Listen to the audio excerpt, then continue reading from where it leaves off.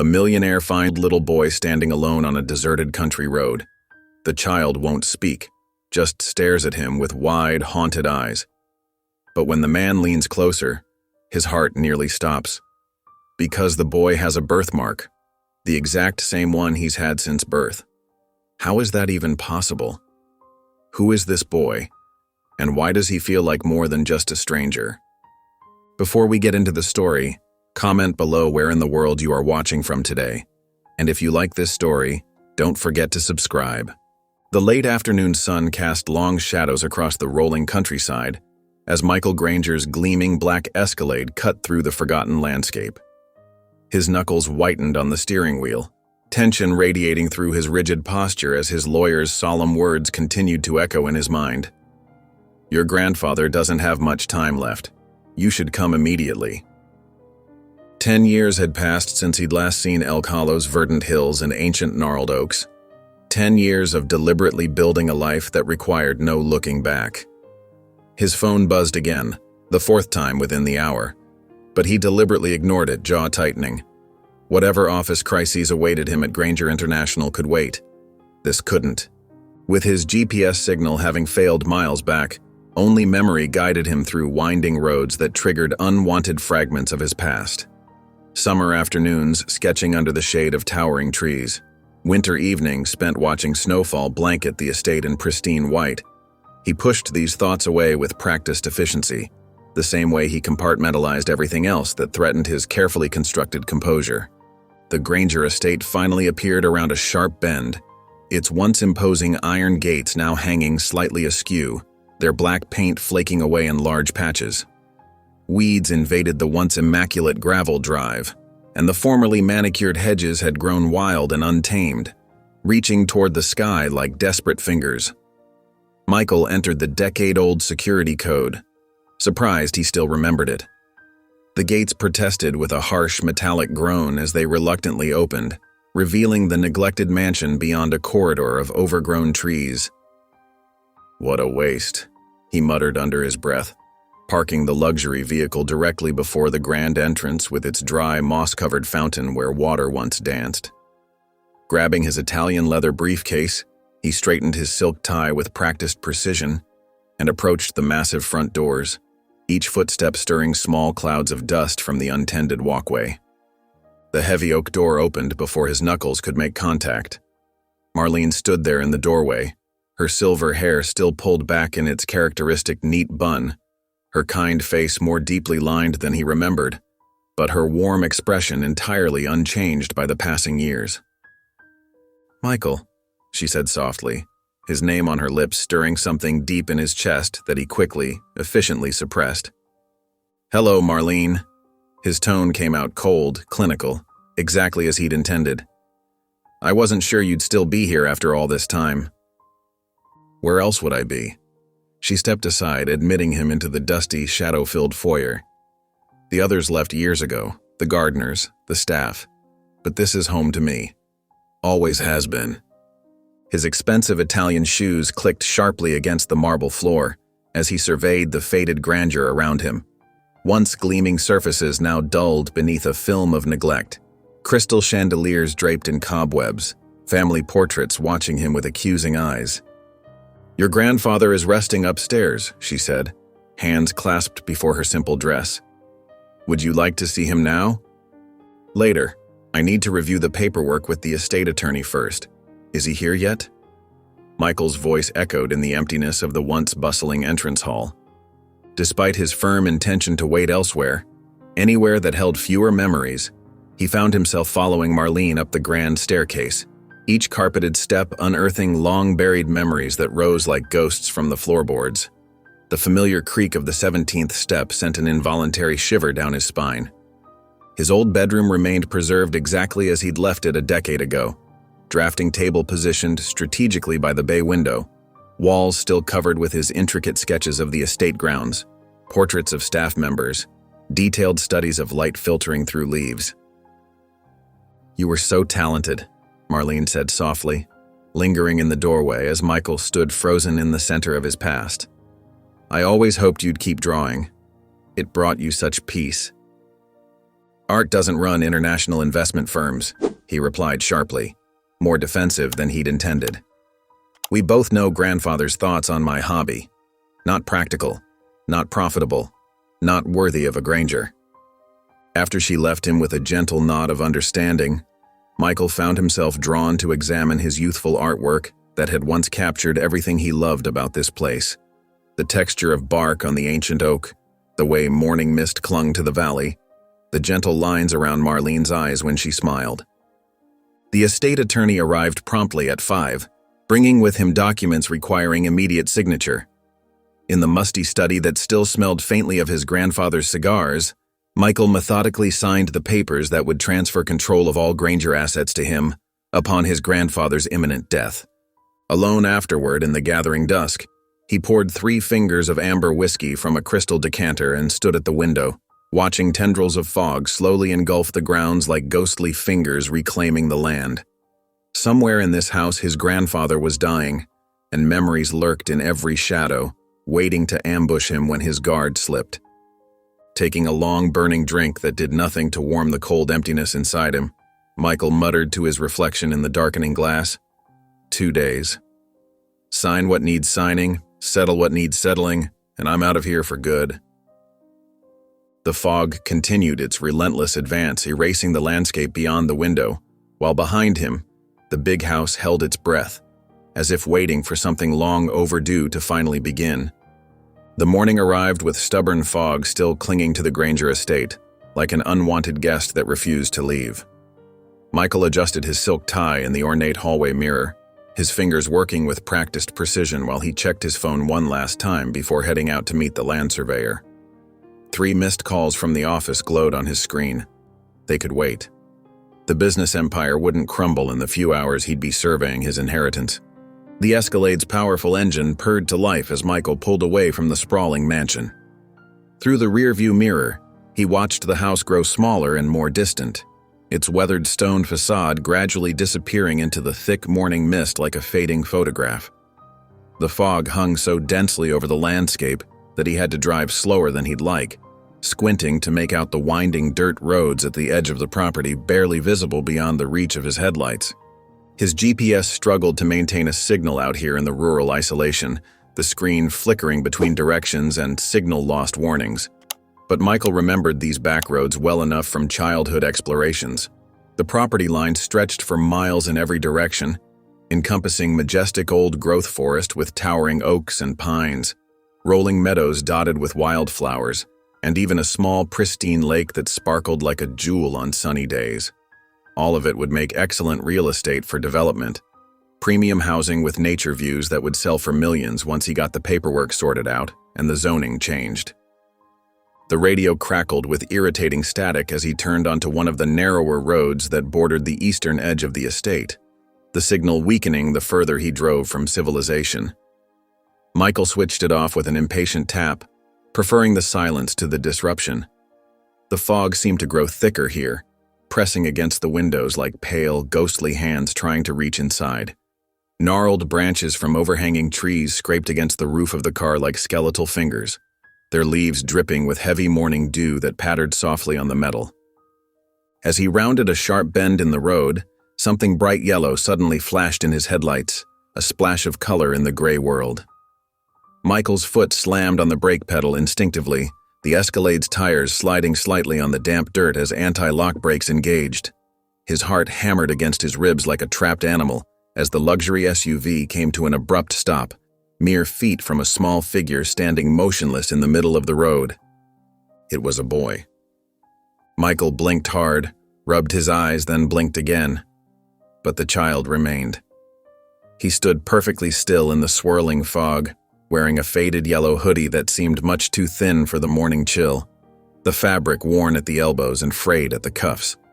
The boy stared directly at the car with an unsettling steadiness, unmoving, unmistakably real, despite the dreamlike quality of the foggy surroundings. "What the hell?" Michael muttered under his breath, putting the car in park with a click. He glanced at his phone screen, no signal bars, just the words "no service," mocking him. Of course. Nothing was ever simple out here in the middle of nowhere. After a moment's hesitation, weighing his options, he pushed open his door and stepped out into the damp morning air. The fog swirled around his expensive Italian leather shoes, dampening the material and probably ruining them. "Hey," he called out, trying to keep his voice gentle despite his confusion. "Are you okay? What are you doing out here all alone?" The boy didn't respond or react. He looked young, maybe 6 or 7 years old, with dark hair that fell across his forehead in a way that seemed vaguely familiar. In his small hands, he clutched a battered yellow notebook, its edges worn and pages crumpled from what looked like years of use and care.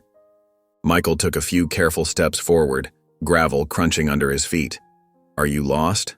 Where are your parents? Is there someone looking for you?" Still no response. The boy just looked at him with an unnervingly steady gaze that seemed too wise for his years, then down at the notebook in his hands, then back up at Michael with those penetrating eyes. "Do you live around here?" Michael tried again, moving closer while keeping his movement slow and non-threatening. He could see the boy was shivering slightly in the morning air, tiny tremors running through his small frame but otherwise appeared unharmed. "Can you tell me your name?" "I want to help you." The child remained silent, his expression unreadable. But as Michael drew nearer, something caught his eye that made his breath catch in his throat. There, on the left side of the boy's neck, half hidden by the collar of his hoodie, was a distinctive marking, a crescent-shaped birthmark, dark against the pale skin like a slice of shadow. Michael's hand unconsciously went to his own neck, fingers brushing the exact spot where an identical mark had been present since his birth. His mother had called it his moon smile when he was little, before the car accident took her away forever. The same unusual mark in exactly the same place. The coincidence was impossible to ignore, sending a chill down Michael's spine that had nothing to do with the morning fog. But he pushed the unsettling thought aside with practiced efficiency. Right now, he needed to focus on getting this kid somewhere safe and warm. The fog was only getting thicker around them, and the boy was clearly cold in his inadequate clothing. "Listen," Michael said, forcing his voice to remain calm and reassuring despite the strange situation making his skin prickle with unease. "It's not safe out here all alone. Why don't you let me give you a ride? We can figure out where you belong, find your family. I have a warm house not far from here." The boy's grip on the yellow notebook tightened noticeably, his small knuckles turning white, but he didn't back away or show any fear. His eyes, dark brown, exactly like Michael's own, studied Michael's face with an intensity that seemed completely beyond his young years, as if he was memorizing every feature or searching for something specific. Making a decision, Michael walked to the passenger side of his Escalade and pulled open the heavy door. "Come on," he said, gesturing to the plush leather seat with its built-in heaters. "It's warm in here. We'll get you sorted out, find your family, make sure you're safe." To his surprise and slight unease, the boy moved immediately at the invitation, walking to the car with steady, purposeful steps that showed no hesitation. He climbed into the passenger seat without a moment's pause, the yellow notebook still clutched tightly to his chest like a shield or treasure. Michael closed the door, circled back to the driver's side, and got in, the luxury car suddenly feeling much smaller with this mysterious child inside. The car's interior felt unusually quiet and tense as Michael turned the vehicle around, heading back toward the estate. He glanced at his silent passenger, who sat perfectly still, staring straight ahead through the windshield into the fog. The notebook in his small hands looked old and well-used, its yellow cover faded and creased from countless openings and closings, but the boy held it like it contained all the secrets of the universe. As they drove slowly through the dense fog, Michael couldn't help but steal more glances at the crescent birthmark on the boy's neck, each look confirming what he already knew. The shape was exact, the placement identical, down to the slight hook at the bottom edge. Something tugged persistently at the edges of his memory. A half-forgotten conversation with his grandfather, perhaps, or a story his mother had once told him before bedtime. But whenever he tried to focus on the memory, to bring it into clarity, the thought slipped away like fog between his fingers, insubstantial and elusive. The Escalade's tires crunched rhythmically on the gravel as they made their way back toward the looming mansion that waited for them through the mist. The boy hadn't spoken a single word, hadn't even looked in Michael's direction since getting in the car. He just sat there, holding his mysterious notebook with those small, determined hands, as if this strange meeting in the fog was exactly where he expected to be all along. The silence between them felt both heavy and significant, like the pause before an important announcement. Michael couldn't shake the feeling that his carefully ordered world was about to change forever, all because of this unexpected encounter on a foggy morning with a boy who shared his mark. The Granger mansion's door creaked like an old complaint as Michael led the boy inside. The sound, familiar yet somehow ominous tonight, drew Marlene from her evening cleaning routine in the adjacent study. She appeared in the hallway, dusting cloth clutched in her weathered hand, stopping abruptly at the sight of them standing in the foyer's dim light. "Oh my," she said, eyes widening at the small figure in the mud-splattered yellow hoodie. Her gaze traveled from the child's downturned face to Michael's tense expression. "Who do we have here?" "Found him wandering alone on the East Road," Michael explained, his voice low and controlled despite the unusual circumstances. "He won't speak, hasn't said a word since I picked him up. I couldn't leave him out there in the fog. It's getting thicker by the minute." Marlene's face softened as she knelt to the boy's eye level, her knees cracking slightly with the effort. The child's face remained partially hidden beneath his hood, but his wide eyes watched her cautiously. "Hello there, dear," she said with the gentle tone she'd perfected over decades of service. "You must be cold and hungry after being out in that dreadful weather.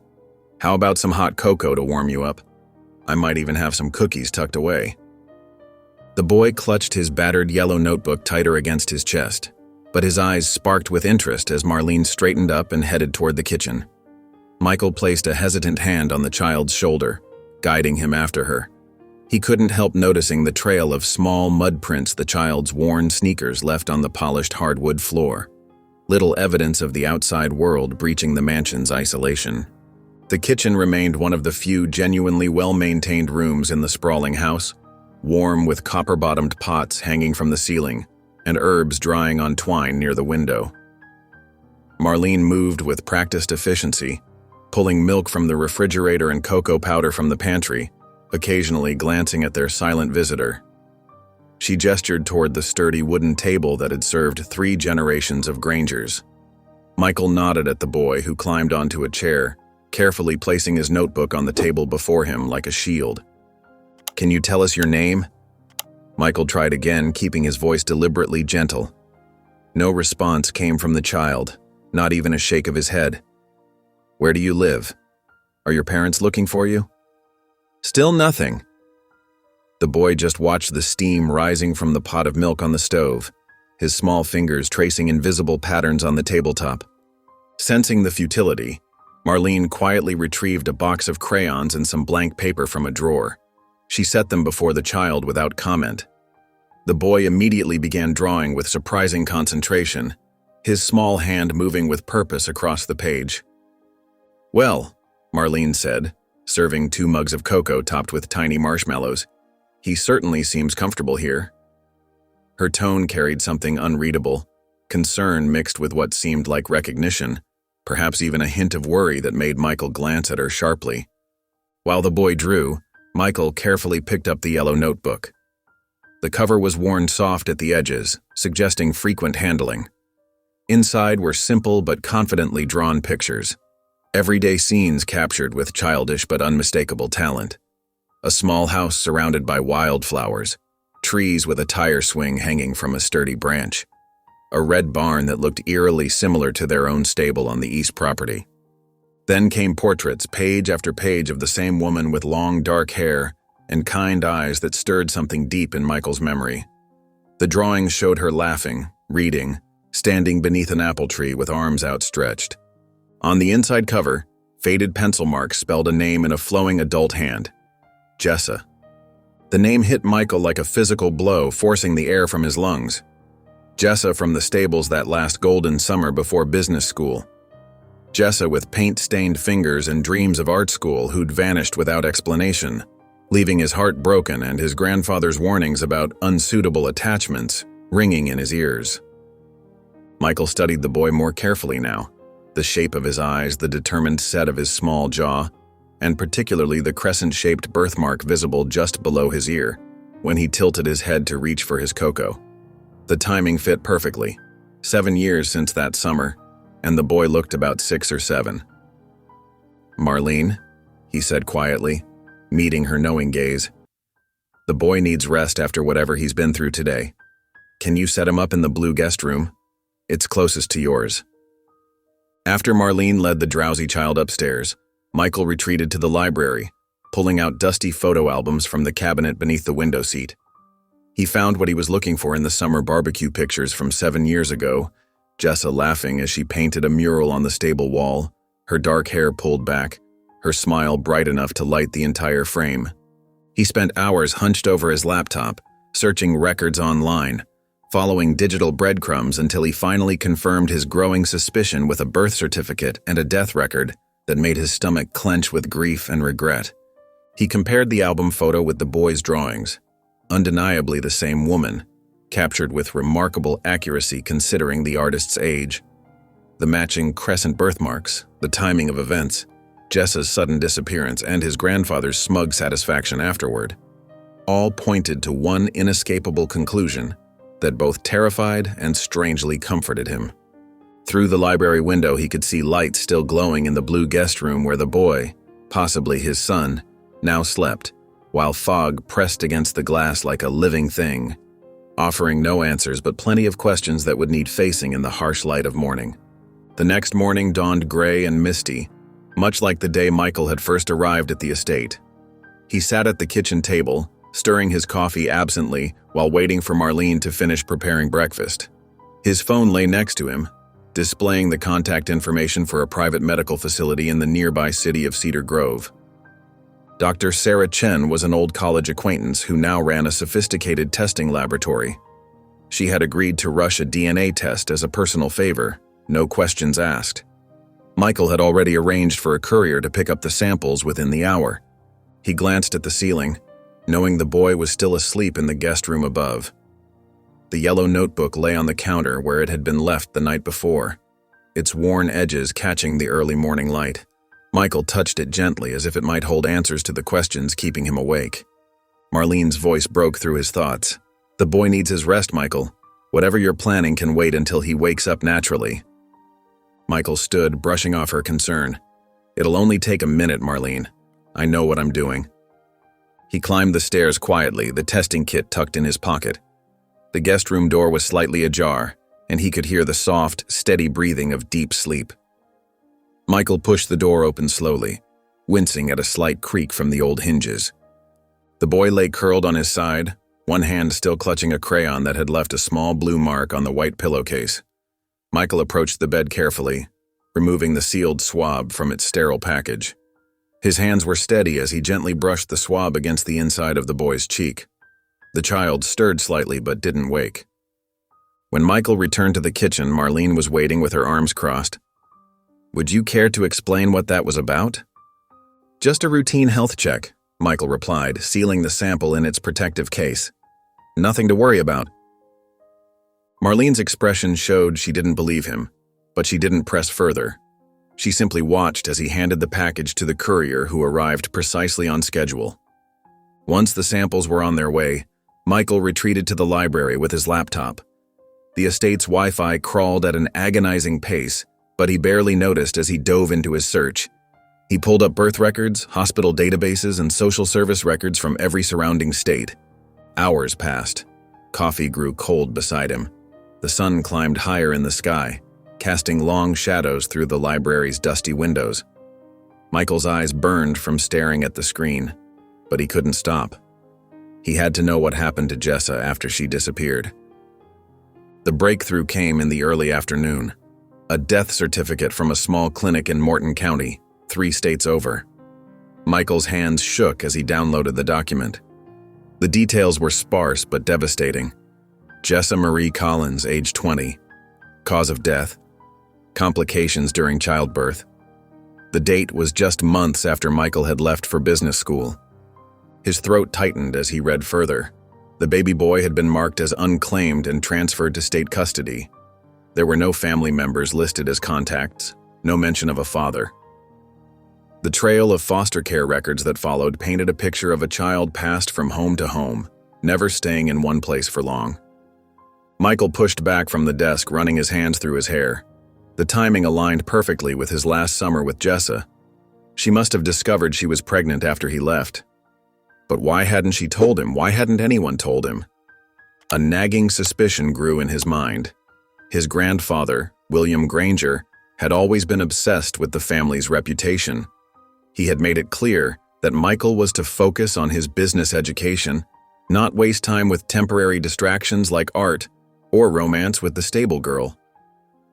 Michael remembered the way his grandfather had watched Jessa during that last summer, his disapproving frown when he caught them together. Would William have gone so far as to ensure Jessa disappeared? To keep the scandal of an unplanned pregnancy hidden from his grandson and the community? The sound of his phone ringing startled Michael from his dark thoughts. Dr. Chen's name flashed on the screen. "Michael, I have your results."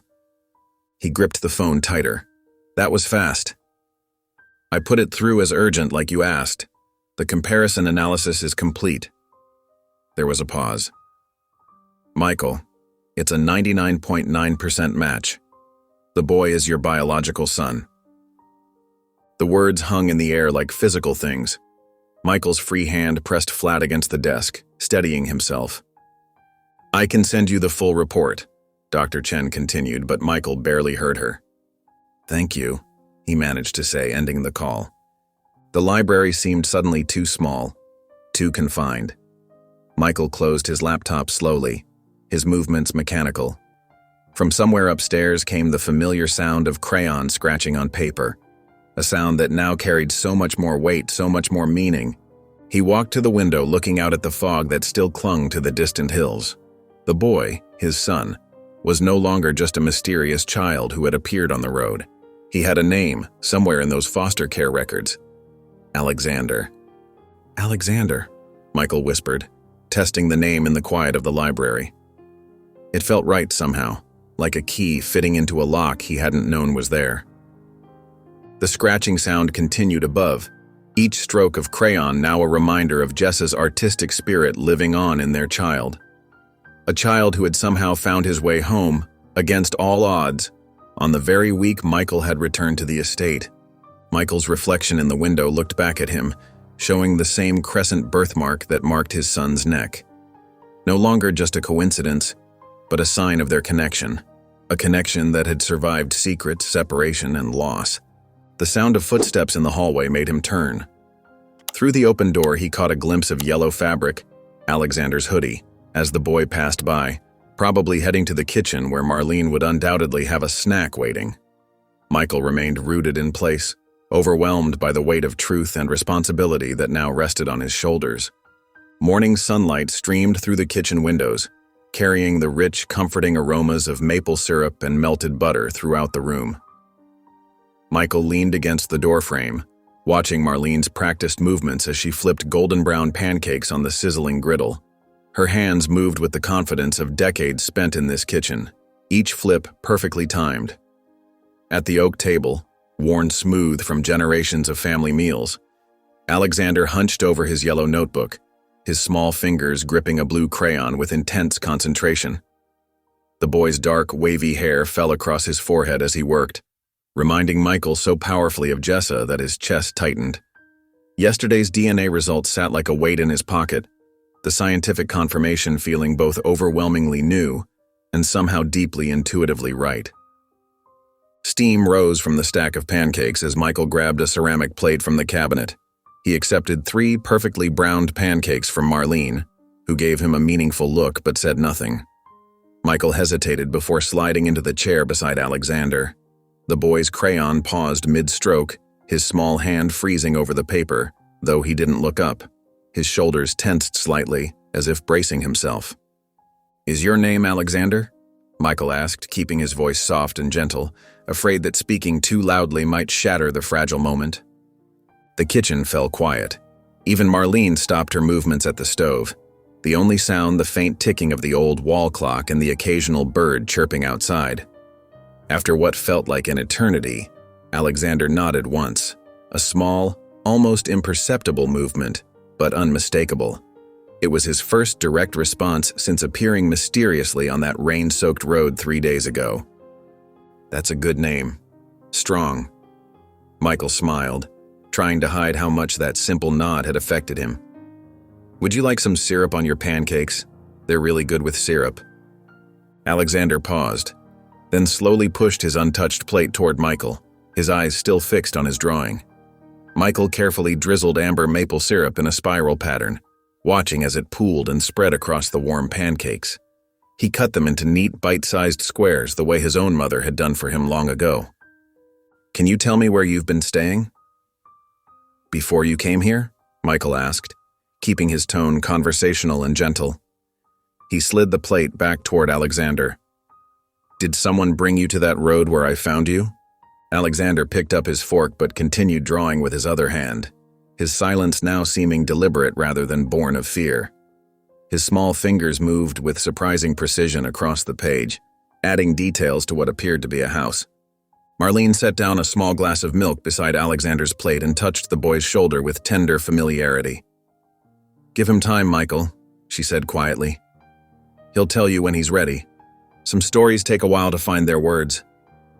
Later that morning, Michael stepped into his study and called social services anonymously.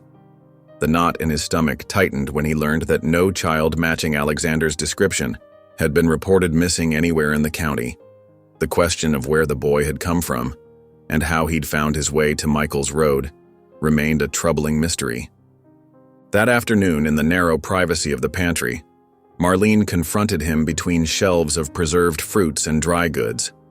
Her normally warm eyes were serious, her voice low but firm.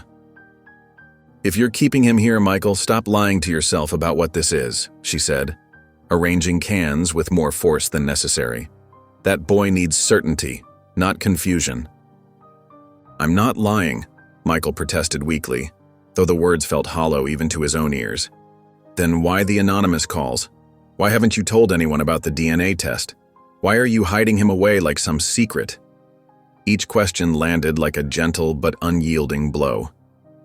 Michael ran a hand through his hair. I need time to figure this out. This isn't simple, Marlene. He's your son, Marlene said simply, her words hanging in the air between them. Every moment you spend pretending this is temporary is a moment you're not being what he needs. That boy has been searching for you. Don't make him keep searching now that he's found you. That evening, as dusk painted the sky in watercolor shades of purple and orange, Michael moved Alexander's few belongings to the bedroom next to his own. He adjusted the quilt, turned on the small bedside lamp, and watched as the boy cautiously explored the space that was now his. As Michael turned to leave, giving Alexander privacy to settle in, he spotted a crumpled paper beside the wastebasket. He picked it up and carefully smoothed it open to find a crayon drawing showing two stick figures holding hands, one tall, one small, unmistakably Michael and Alexander standing beneath a bright yellow sun. Something shifted in Michael's chest as he carefully folded the drawing and placed it in his wallet, right beside the DNA results that confirmed what his heart already knew. Michael adjusted his tie as he walked into the estate lawyer's office, the familiar weight of responsibility settling on his shoulders. The office hadn't changed in the decade since he'd last been here. The same dark wood paneling, the same heavy leather chairs, even the same slightly musty smell of old papers and coffee. Mr. Patterson, the family's longtime attorney, stood as Michael entered. His lined face carried the gravity of someone bearing difficult news. Mr. Granger, thank you for coming. Please have a seat. Michael sat, his mind drifting to Alexander, who he'd left at the estate with Marlene. The boy had been drawing at the kitchen table when Michael left, barely acknowledging his departure except for a quick glance. I have the preliminary inheritance documents here, Mr. Patterson said, sliding a stack of papers across the desk. Everything appears to be in order, though there are some details we'll need to finalize after. He cleared his throat. After your grandfather's passing. Michael nodded, picking up the pen to sign where indicated. The sooner this was done, the sooner he could return to figure out what to do about Alexander. But as he reached the final page, Mr. Patterson held up his hand. "There's one more thing." The lawyer opened his desk drawer and withdrew a sealed envelope, yellowed with age. He handled it carefully, almost reluctantly. "Your grandfather left specific instructions that this was to be given to you privately." Michael took the envelope. His name was written on the front in his grandfather's precise handwriting. The paper felt heavy, like it carried more than just words. "He was quite insistent about this," Mr. Patterson added. "Said it was for your eyes only." "Thank you," Michael said stiffly, slipping the envelope into his jacket pocket. He could feel its presence like a burning coal against his chest as he finished signing the documents. The drive back to the estate seemed longer than usual. The envelope sat on the passenger seat where he'd tossed it, demanding attention. But Michael waited until he reached the estate's library, his favorite room as a child where he'd spent countless hours reading and drawing before his grandfather had redirected his interests toward business and finance. The library remained largely unchanged. Tall windows let in streams of afternoon light that illuminated dancing dust motes. The leather armchairs still carried the indent of years of use, and the fireplace stood ready with fresh logs. Michael settled into his old reading chair and broke the seal on the envelope. The paper inside was thick, expensive stationery that his grandfather had always preferred. The handwriting was slightly shakier than the name on the envelope, but still unmistakably William Granger's. The date at the top was from 8 years ago. Michael began to read. "Michael, by the time you read this, I will likely be gone. There are things you need to know, things I've carried far too long. You remember Jessa, I'm sure. The stable girl you were involved with the summer before college. What you don't know is that she came to me that fall, after you'd left for school. She was pregnant. She wanted to tell you, but I couldn't allow it. You had such promise, such potential. I wasn't going to let her trap you with a child, destroying everything we'd worked for. So I made her an offer. A substantial sum to disappear and never contact you. She refused at first, but everyone has a price. I made sure she understood that if she didn't take the money, I would use every connection I had to make her life difficult. She took the money and left. I thought that was the end of it. But then I received word that she had died in childbirth at a small clinic several states away. The child survived. I used my influence to ensure the records were buried deep. The child entered the foster system with no father listed. I told myself it was for the best. Your future was too important to be derailed by a mistake. I'm not asking for forgiveness.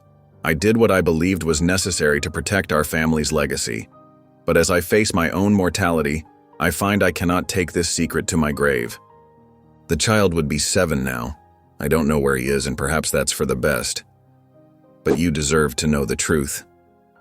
William Granger." Michael's hand shook as he lowered the letter. The paper crumpled in his grip as rage built inside him. Rage at his grandfather's cold calculation, at the years of lies, at the casual cruelty of dismissing Jessa and her child as mere obstacles to be removed. He thought of Jessa, young, vibrant, full of life and creativity. How scared she must have been, pregnant and alone, forced to choose between money and harassment. He thought of Alexander, bouncing through the foster system, carrying only Jessa's yellow notebook and his mother's drawings. The betrayal cut deep, shattering the last remnants of respect Michael had maintained for his grandfather's memory. All those years of molding Michael into the perfect heir, of teaching him that emotion was weakness and power was everything. It had all been built on this foundation of lies and manipulation. Michael stood abruptly, walking to the fireplace. Fresh logs waited, ready to be lit. He struck a match, watching the small flame dance for a moment before touching it to the kindling.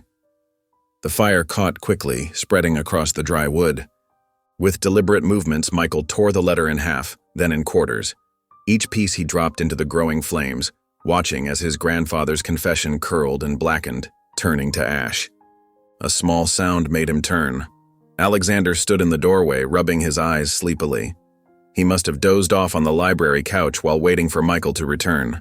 The boy's hair was mussed, his yellow hoodie slightly rumpled, but his eyes were clear as they met Michael's. In that moment, looking at his son, Michael felt the last of his grandfather's influence fall away. Alexander wasn't a mistake to be hidden or a threat to some carefully planned future. He was a child who needed a father, who had somehow found his way home despite everything William Granger had done to prevent it. "You're not a mistake," Michael said quietly.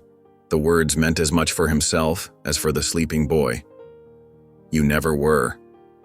Rain pattered against the Granger estate windows in a gentle, rhythmic symphony as pearly gray light cast soft, dancing shadows across the polished kitchen floor. Michael paused in the doorway, his breath catching at the sight before him. Alexander stood on tiptoes, small fingers stretching desperately for the Cheerios box on the top shelf, his bright yellow hoodie riding up to reveal blue dinosaur pajamas underneath, the Triceratops pattern visible in the morning light. Michael moved forward quietly, his socked feet silent on the tile, and reached past the boy to retrieve the cereal box. Alexander startled slightly, then relaxed when he saw who it was. The boy carefully took the box with both hands and carried it to his waiting bowl, while Michael busied himself making coffee, deliberately giving the child space. The rich aroma of brewing coffee filled the kitchen, mingling with the sound of cereal tumbling into the ceramic bowl. When Michael turned back, coffee mug warming his palms, Alexander was sliding a piece of paper across the counter toward him. On it was a carefully drawn picture of Michael, rendered with surprising skill in colored pencil, his features captured with remarkable accuracy for a child's hand. Beneath the drawing, Alexander had written, "Dad?" In careful, uncertain letters, the question mark slightly wobbly. Michael's throat tightened instantly, a lump forming that he couldn't swallow past. He set his coffee down with a trembling hand and knelt beside Alexander's chair, bringing himself to eye level with the boy who'd entered his life so unexpectedly.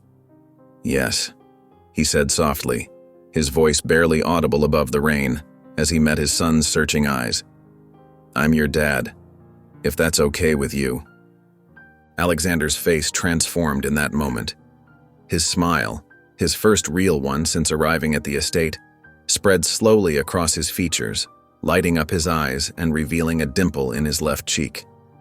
The smile changed everything about him, turning the guarded, wary child into a boy filled with hope. They ate breakfast together in comfortable silence as rain continued to fall against the windows, creating a cozy bubble around their newfound connection. Later that afternoon, when the rain lightened to a misty drizzle, they ventured outside to explore the grounds in matching rubber boots. Alexander walked a few steps ahead, his yellow notebook clutched protectively to his chest, stopping frequently to document discoveries. A uniquely shaped rock, an unusual leaf, a cluster of mushrooms growing at the base of an old oak. Michael followed at a respectful distance, seeing the sprawling Granger estate through fresh eyes, no longer a monument to family obligation and his grandfather's oppressive legacy, but a place full of wonder, adventure, and possibility. Near the edge of the woods that bordered the property, Michael's boot caught on an exposed tree root, sending him stumbling forward with arms windmilling comically. He caught himself before falling and laughed at his own clumsiness. Then something truly magical happened in the misty afternoon air.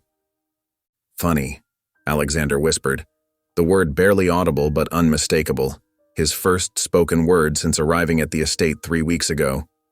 The boy's eyes widened slightly, as if surprised by his own voice. Michael froze, afraid to make any sudden movement that might break the spell. He simply smiled back, his heart hammering with joy, and something that felt dangerously like hope. After a dinner of grilled cheese sandwiches cut into dinosaur shapes, Michael's clumsy attempt rewarded by Alexander's appreciative eyes, Michael awkwardly tucked Alexander into bed. He smoothed the dinosaur-patterned comforter and adjusted the pillows in the increasingly personalized bedroom that now featured drawings taped to walls and a small collection of rocks on the windowsill.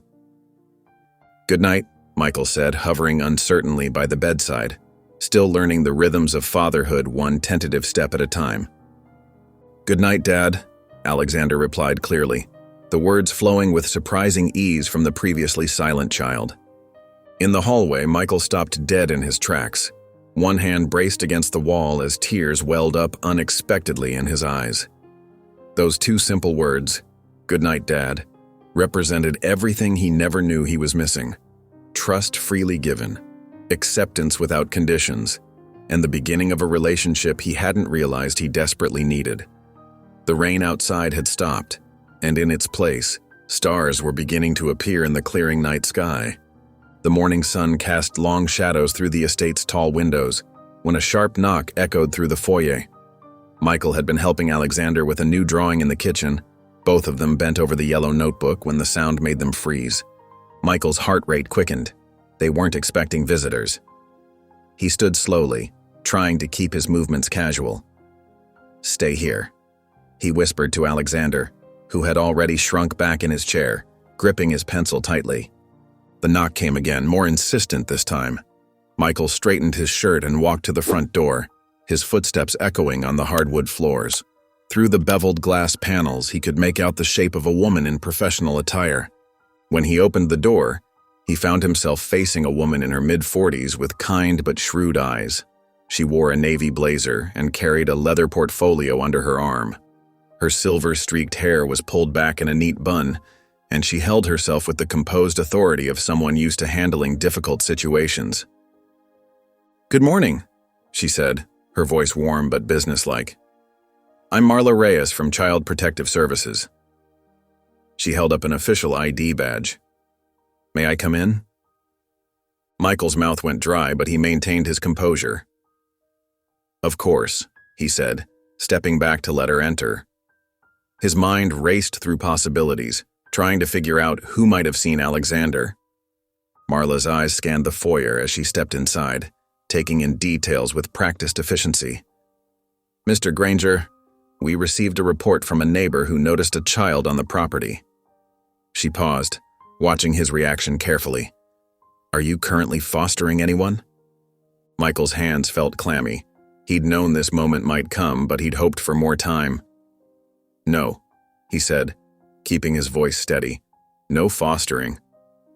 In the kitchen, a chair scraped against the floor. Marla's head turned toward the sound, and Michael saw her shoulders tense slightly. "Mr. Granger," she said, her tone gentle but firm. "Is there a child in this house?" Michael took a deep breath. "Yes," he admitted. "My nephew is visiting briefly." The lie felt thick on his tongue, but he wasn't ready to reveal the whole truth, not yet. "He's staying with me while his parents are traveling." Marla's expression remained neutral, but her eyes sharpened. "I see. Would it be possible to meet him?"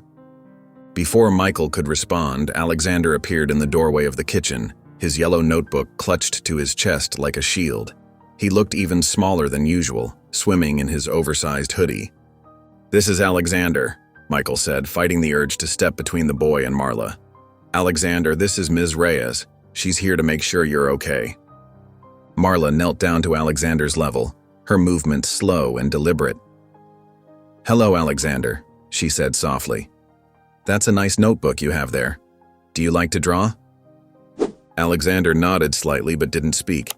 His eyes darted between Marla and Michael, uncertainty clear in his expression. "Your distant nephew, you said?" Marla asked, standing up again. The skepticism in her voice was subtle, but unmistakable. Michael nodded, knowing how weak the story sounded. The tension in the room was palpable, like a string pulled too tight. "Mr. Granger," Marla said, opening her portfolio. "I'll need to see some documentation. Legal guardianship papers, proof of relationship, anything establishing your right to have Alexander in your care." "Of course," Michael said quickly. "I can have those for you within 2 days."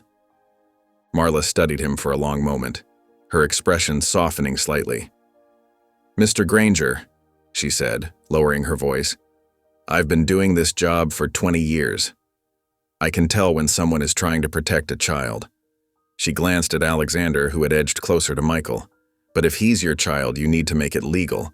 If he's not, you're risking everything." The words hit Michael like a physical blow.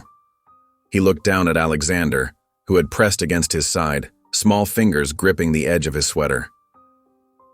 2 days, Marla said, closing her portfolio. "I'll be back on Wednesday morning." She handed Michael her card, then knelt down once more to address Alexander. "It was very nice to meet you, Alexander. I hope to see your drawings next time."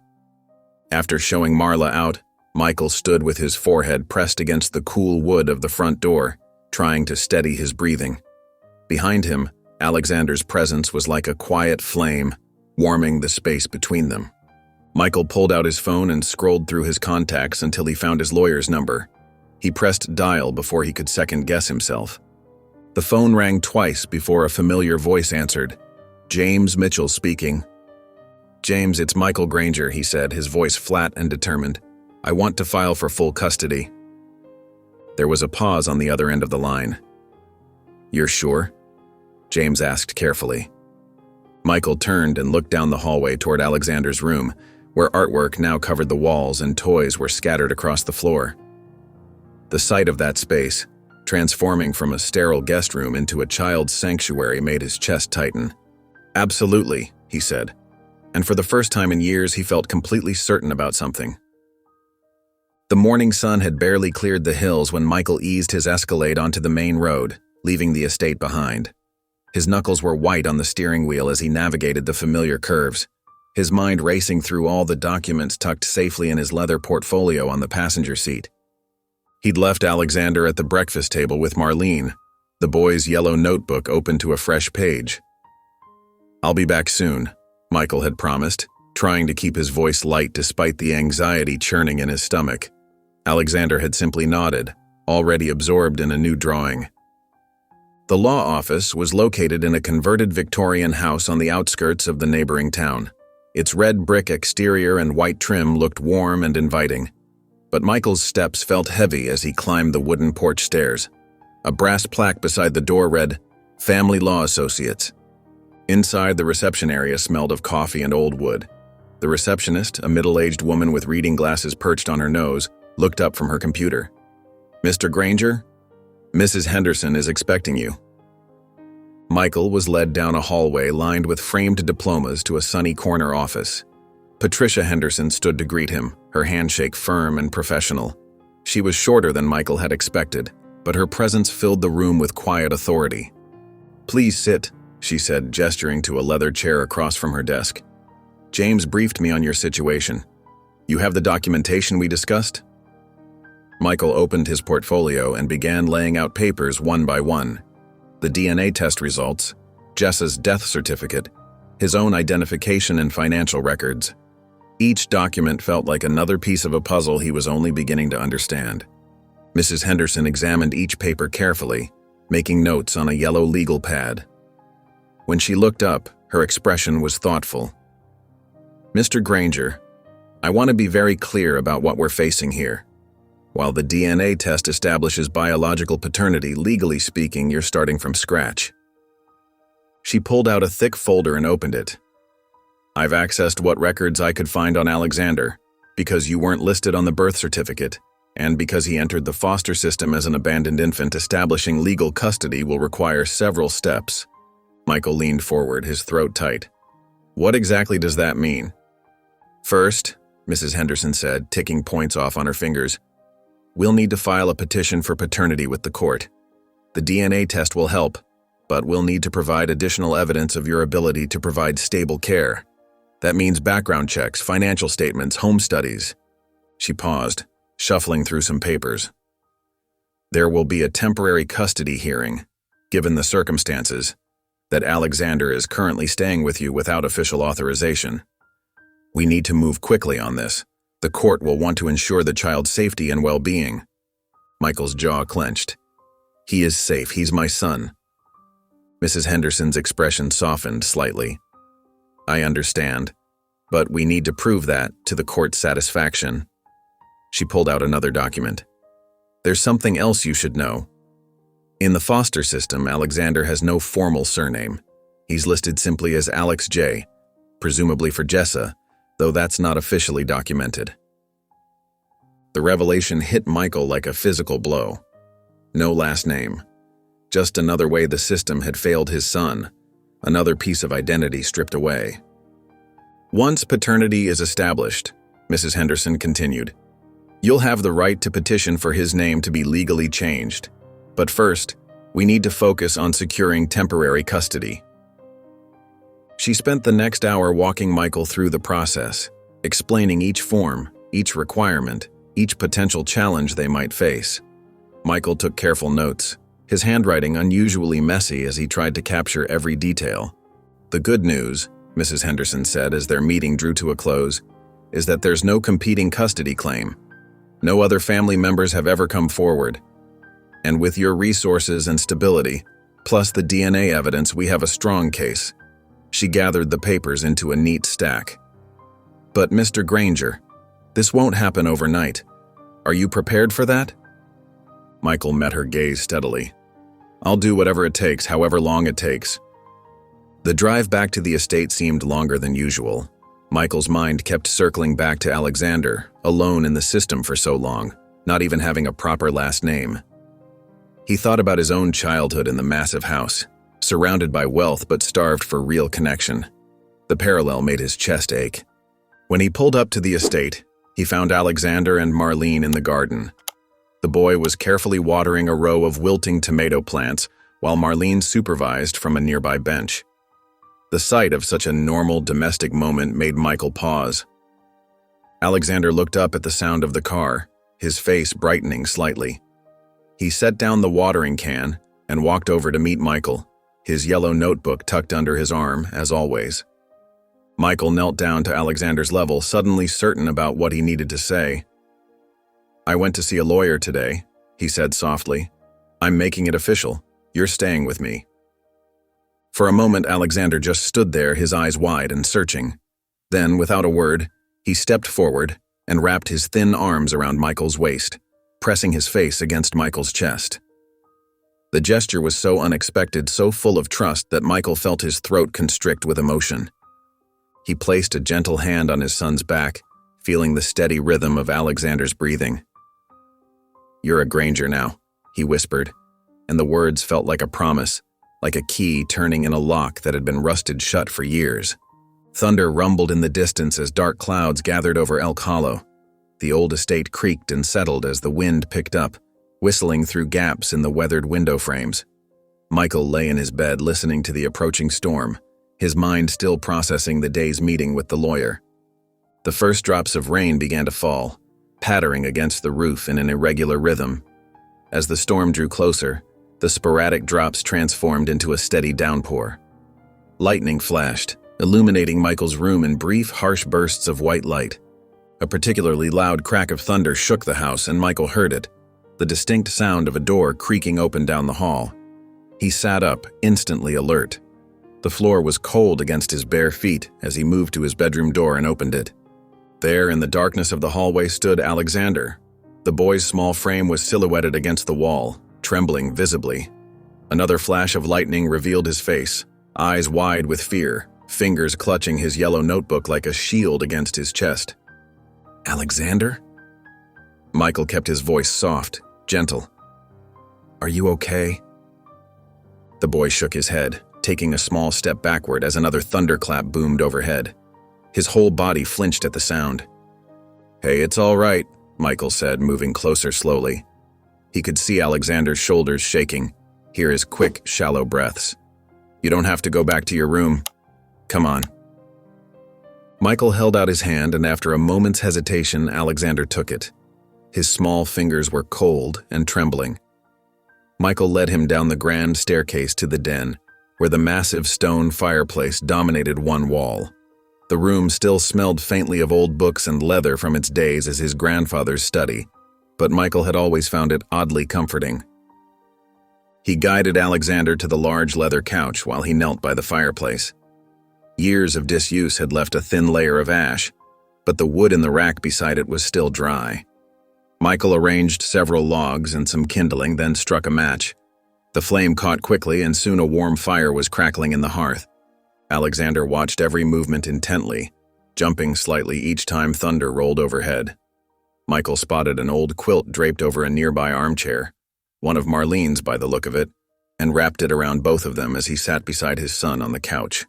The storm raged outside, but the fire cast a warm, protective glow around them. Alexander's trembling gradually began to subside, though he still pressed close to Michael's side with each thunderclap. They sat in silence for a while, watching the flames dance.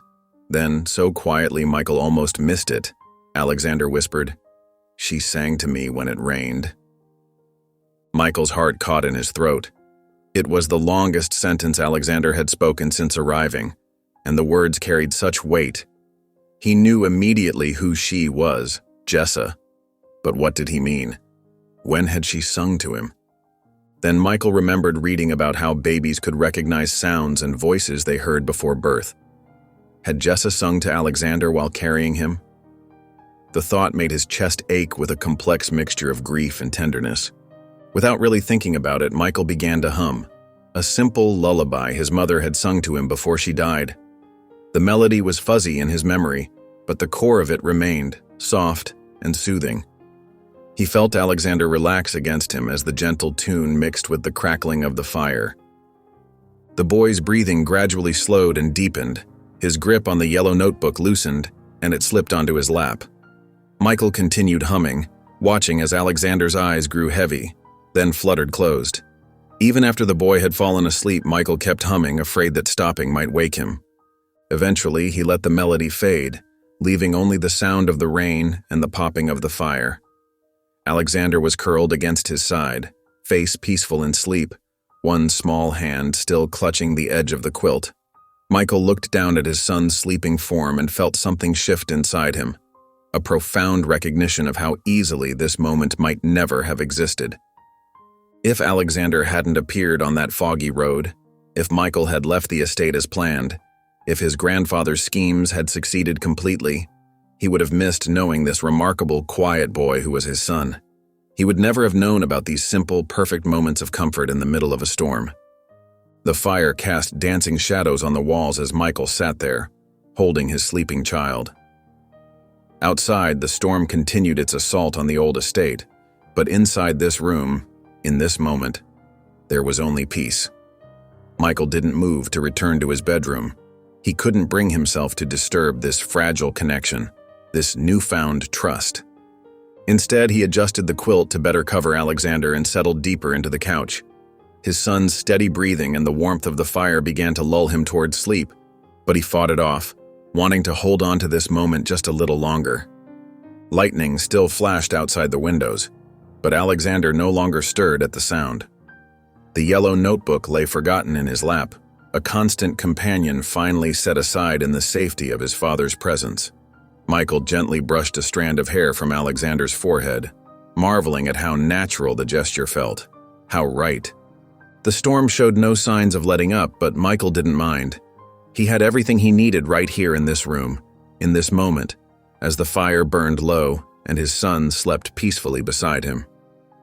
The morning sun filtered through the library's tall windows, casting long shadows across the antique carpet. Michael sat at his grandfather's old desk, reviewing custody paperwork when his phone buzzed.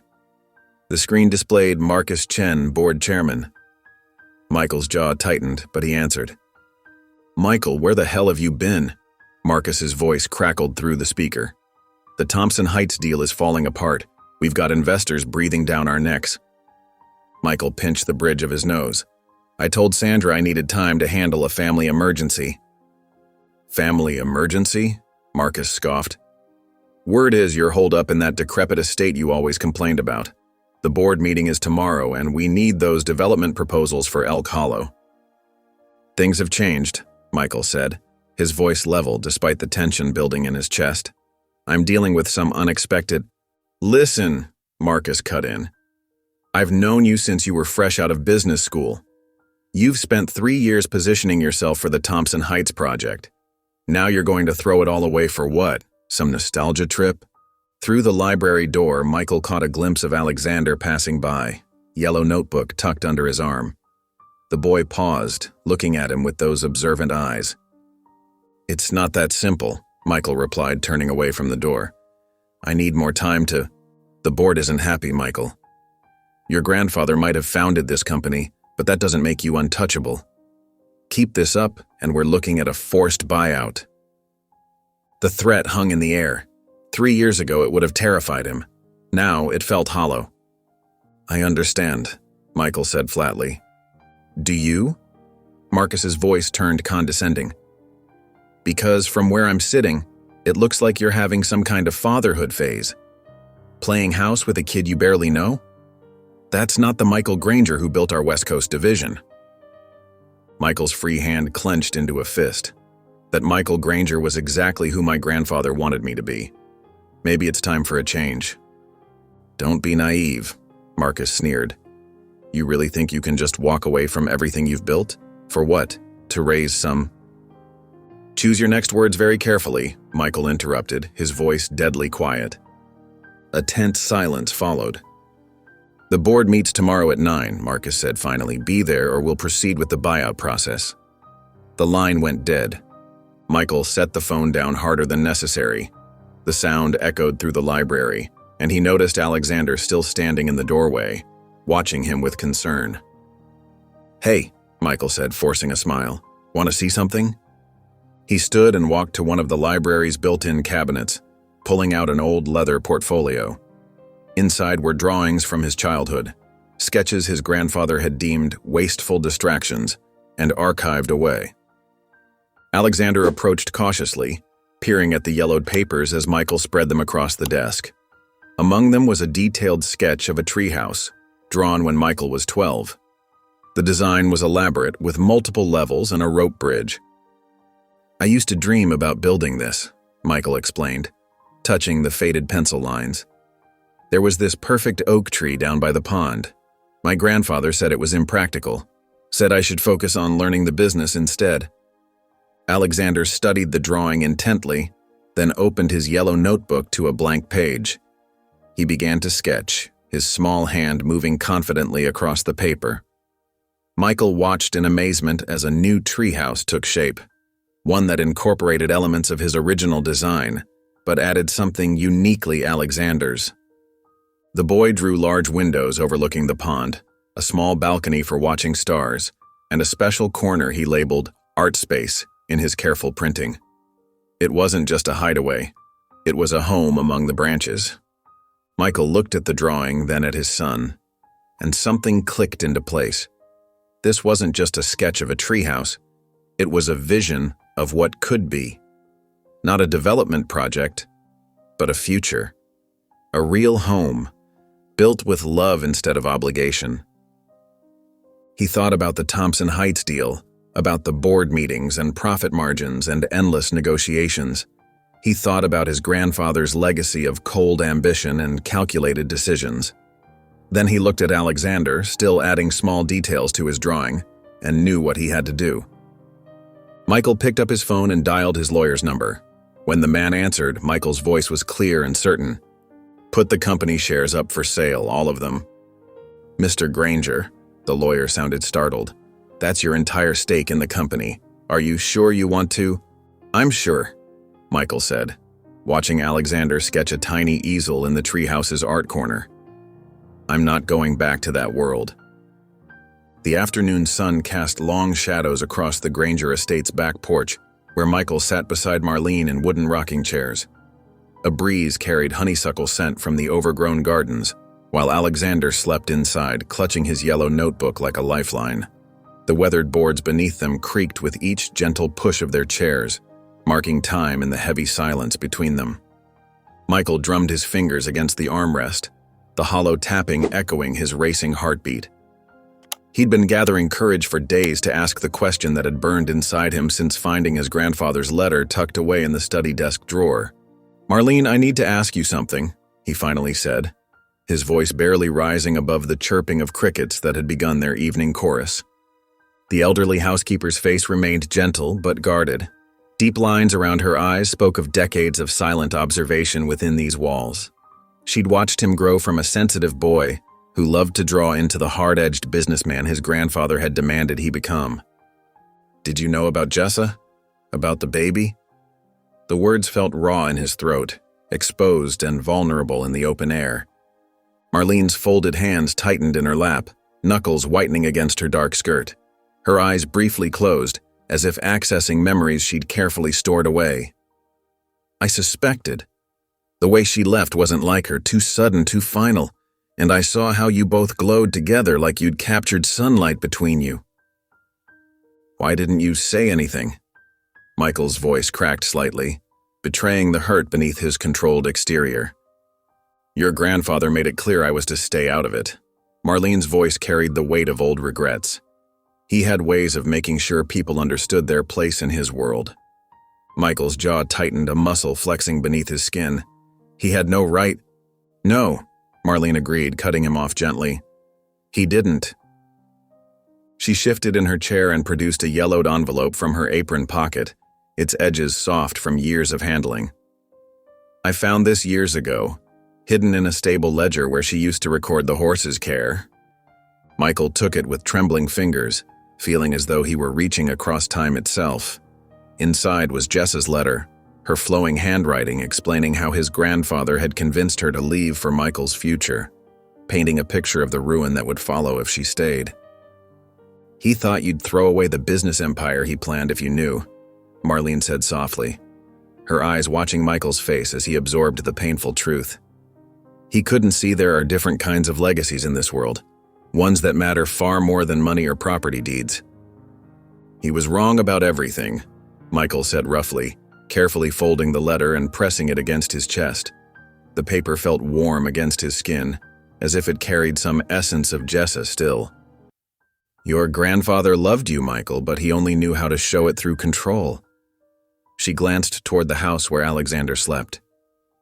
That boy isn't a threat to your future. He is your future, the most important legacy you'll ever have. I know that now, Michael whispered, his eyes fixed on the horizon where the sun was beginning to set in brilliant oranges and pinks, colors Alexander would have loved to capture in his drawings. Later, after a simple dinner of chicken and vegetables, Michael and Alexander stood side by side at the kitchen sink. The boy stood on a wooden stool, carefully drying each plate Michael handed him, his small face focused with determination. Like this? Alexander asked, holding up a bowl and turning it to show the gleaming surface beneath the overhead light.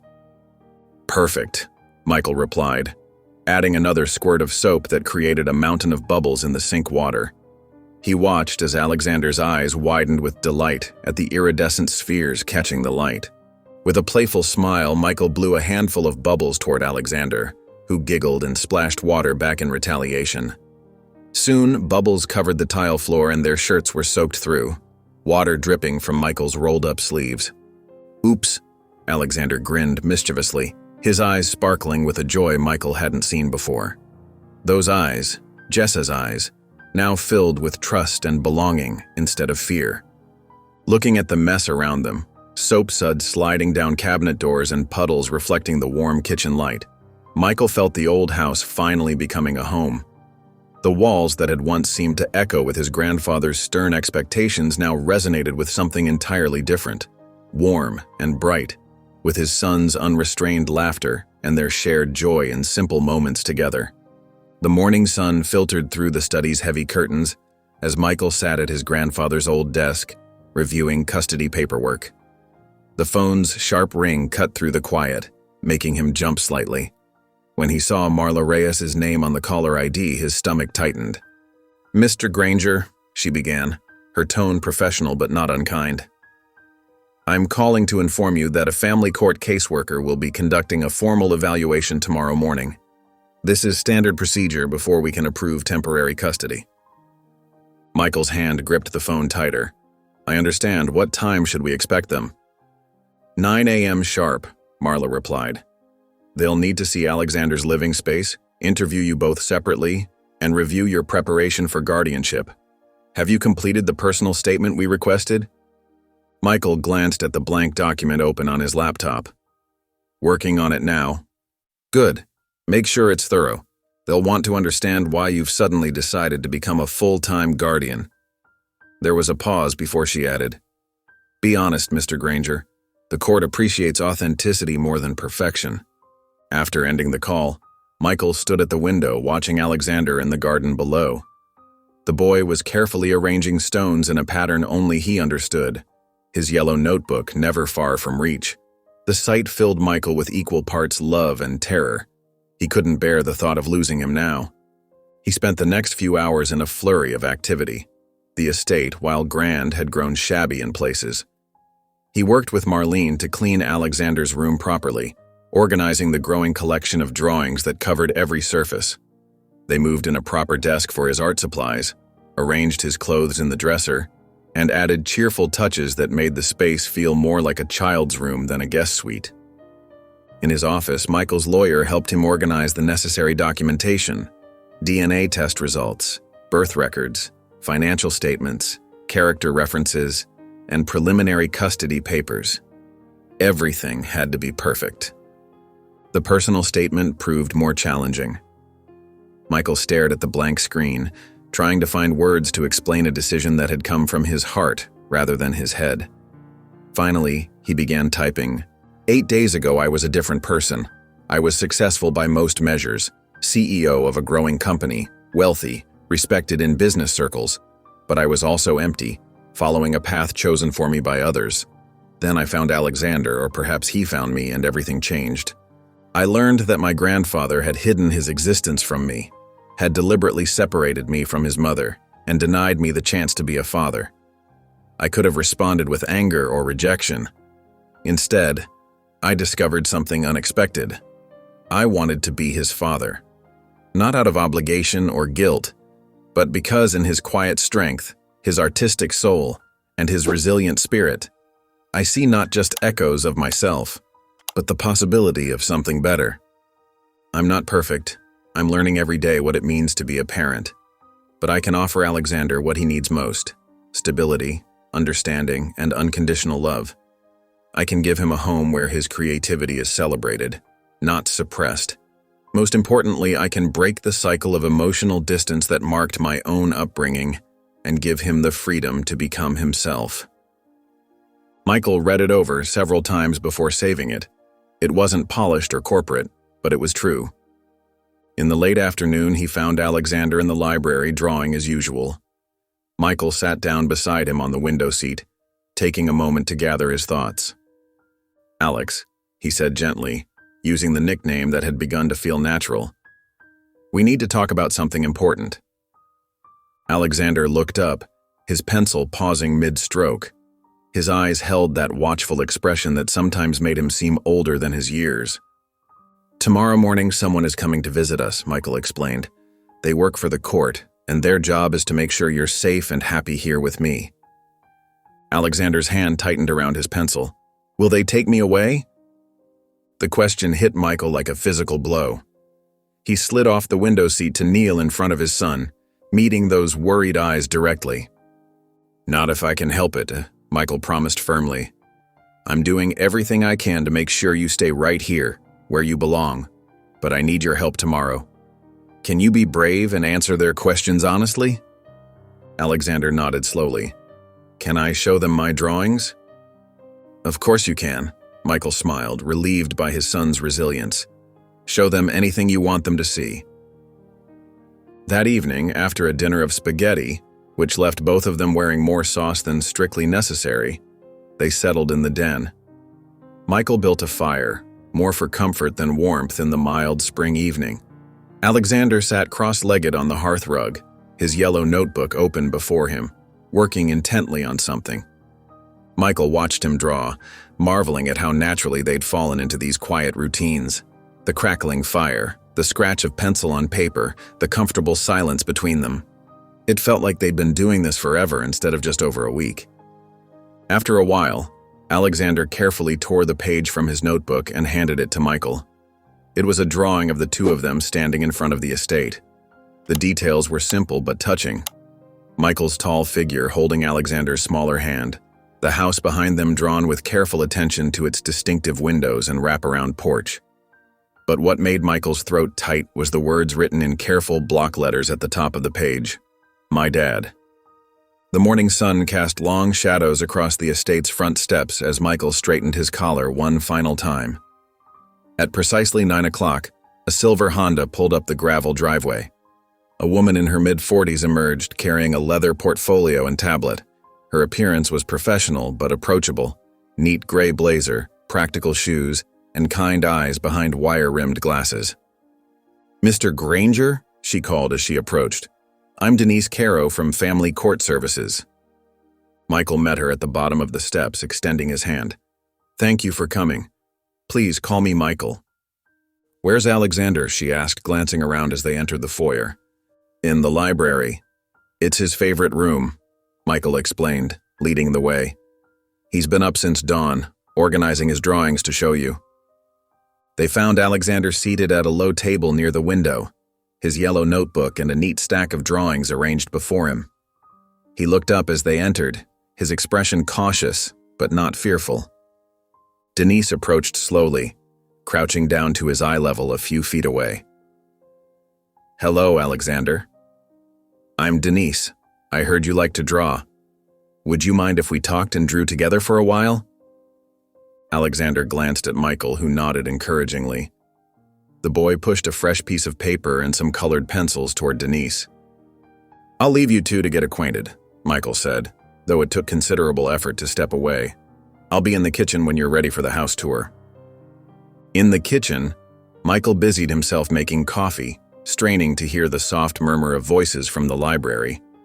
After what felt like an eternity but was probably only 30 minutes, Denise appeared in the doorway. "He's quite remarkable," she said, accepting the coffee Michael offered. "Shall we begin the tour?" Michael guided her through the estate, pointing out the safety features they'd installed, the spaces being renovated for Alexander's use, and the overall security of the property. When they reached Alexander's room, Denise took particular interest in the personal touches, the art supplies arranged on his desk, the stack of library books about drawing techniques, the family photos Michael had begun collecting on the dresser. "This is thoughtfully done," she commented, making notes on her tablet. "It's clear you're prioritizing his interests and comfort." They settled in Michael's study to review the documentation. Denise examined each paper carefully. The DNA results, Jessa's death certificate, Michael's financial statements, the personal statement he'd written. "Your resources are certainly adequate," she observed, "but I have to ask about the speed of this transition. You discovered Alexander's existence just over a week ago. Are you prepared for what comes next? Single parenthood is challenging under the best circumstances." Michael leaned forward in his chair, choosing his words carefully. "I know this seems sudden, but I've spent every moment since finding him trying to make up for lost time. I've already enrolled in parenting classes, found a child psychologist who specializes in trauma and attachment, and begun reorganizing my entire life around his needs." He paused, then added with quiet intensity, "All I know is that I'm not letting him go through the system again. Not when I can be here." Denise's expression remained neutral, but something in her eyes softened slightly. "Let's break for lunch," she suggested. "I'd like to observe you and Alexander together in a normal daily routine." In the kitchen, Michael helped Alexander wash his hands and put on the child-sized apron they'd bought together. They moved around each other with an ease that surprised even Michael, as if they'd been doing this dance for years instead of days. Alexander carefully spread peanut butter on bread, while Michael sliced apples into thin crescents, just the way Alexander preferred them. "What do you like best about being here, Alexander?" Denise asked, watching them work together. Alexander paused in his sandwich making, considering the question with his usual thoughtfulness. Then, in his quiet but clear voice, he said simply, "Safe." The word hung in the air, heavy with meaning. Michael had to turn away for a moment, pretending to need something from the refrigerator while he collected himself. Denise spent the next hour making final observations and notes, watching as Michael and Alexander cleaned up from lunch together, the boy carefully drying each dish Michael washed. Finally, she closed her portfolio and stood. "I've seen enough," she said, and Michael held his breath. After what felt like an eternal pause, a small smile crossed her face. "I'll recommend temporary custody be granted, effective immediately." Michael's knees nearly buckled with relief. Through the kitchen window, he watched Alexander playing in the backyard with Scout, the scraggly stray dog they'd taken in the previous week. The boy was laughing as the dog chased him in circles, his yellow notebook forgotten on the grass nearby. Finally, Michael allowed himself to exhale. The morning light filtered through the heavy curtains of Michael's study when his phone buzzed. The estate lawyer's name flashed on the screen. Michael answered, already knowing what he would hear. "William Granger passed away at 3:42 this morning," the lawyer said, his voice formal but gentle. The funeral is scheduled for tomorrow afternoon at Oak Grove Cemetery. Michael sat in silence for a moment, his hand resting on the polished desk where his grandfather had once signed countless documents that shaped both their lives. The emotions that stirred within him were complicated. Not quite grief, not quite relief, but something murky in between. "I understand," he finally replied. "Send me the details." After hanging up, Michael walked to the window watching Alexander and Scout playing in the morning dew. The boy had adapted to the estate's sprawling grounds as if he'd always belonged there, his yellow notebook never far from reach. The sight of his son, happy and free, made the weight of William's passing even more complex. Marlene found him still standing there 10 minutes later. "I heard about William," she said softly. "Will you attend?" Michael turned to face her, his expression troubled. "I don't know. How do you mourn someone who—" He trailed off, glancing again at Alexander through the window. "Who tried to erase his own grandson?" Marlene finished for him. Her voice held no judgment, only understanding. "Exactly." Michael ran a hand through his hair. "Part of me wants to let him go unmourned, the way he wanted Alexander to go unknown." Marlene moved to stand beside him at the window. "Sometimes we attend funerals not to honor the dead, but to make peace with our own hearts." Throughout the day, Michael wrestled with the decision. He watched Alexander drawing at the kitchen table, noticed how the boy's careful strokes captured details others might miss. The way light fell across the floor, the subtle expressions on faces. His son saw the world with such clarity, such honest perception. Perhaps that's what Michael needed now, to see things clearly, to face the past without flinching. That evening, after tucking Alexander in, Michael made his choice. He would attend the funeral, not out of duty or tradition, but to close this chapter properly. And he would take Alexander, not to hurt or provoke, but because hiding him would mean letting William's influence continue even after death. The next day dawned gray and cool. Michael helped Alexander into a simple dark sweater and pants, explaining gently about the funeral. The boy listened with his usual quiet intensity, then went to his room and returned with a drawing.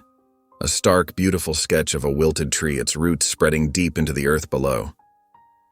They arrived at Oak Grove Cemetery as other mourners were gathering. The crowd was small but formal. Business associates in dark suits, local dignitaries, former staff members. Many eyes turned to watch Michael and Alexander approach, whispers rippling through the assembly. Michael kept his hand firmly on his son's shoulder, his stance protective but proud. The service itself was brief and impersonal. The minister spoke of William's business acumen, his contributions to the community, his strong principles. No mention of family or love or the softer virtues that make a life worth remembering. Michael sat silent throughout. Alexander pressed close to his side. When the formal words ended and the crowd began to disperse, Michael remained seated until most had gone. Then he stood, taking Alexander's hand, and walked to the fresh grave. The polished granite headstone bore William's name and dates along with the family motto, "Legacy above all." Michael knelt beside the grave, taking the drawing Alexander had made. He placed it carefully against the stone, weighing it down with a small rock.